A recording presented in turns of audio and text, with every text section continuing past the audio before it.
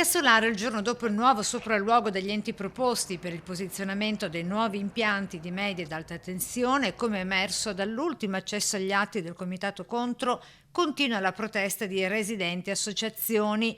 Imperterriti ribadiscono il loro no ai 6 nuovi tralicci nell'area verde già vincolata a bosco, per il quale sono già stati stanziati i relativi contributi europei. In quest'area verde attigua alle case è previsto un impianto di trasformazione alta-media tensione che avrà 2 tralicci da 18 metri, una serie di tralicci minori, un fabbricato in cemento armato di 30 metri per 6 di altezza che andrà a posizionarsi a ridosso delle case. Noi come cittadini abbiamo chiesto l'identificazione di un'area e proposto un'area alternativa.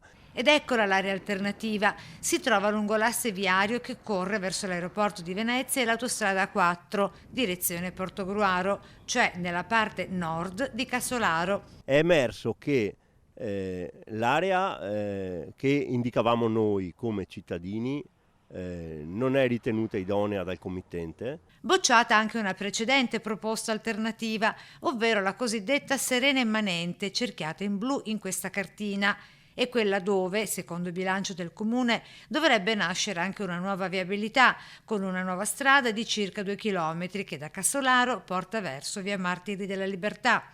Alternativa che, a detta dei tecnici, essendo più vicina ai centri abitati che necessitano di corrente, sarebbe anche preferibile all'attuale area. Continuano a sostenere che l'area ideale dove posizionare quest'opera è questa qua, a 7 metri dalla prima casa. La protesta continua, con gli animi dei residenti di Cassolaro che si infervorano ora dopo ora. Contestiamo l'opera posizionata qui a ridosso delle case in una zona che è vincolata a bosco peraltro, quindi è una zona che secondo noi non si presta assolutamente per un'opera impattante così, dove ci sono case a 2 piani e ci sono zone più idonee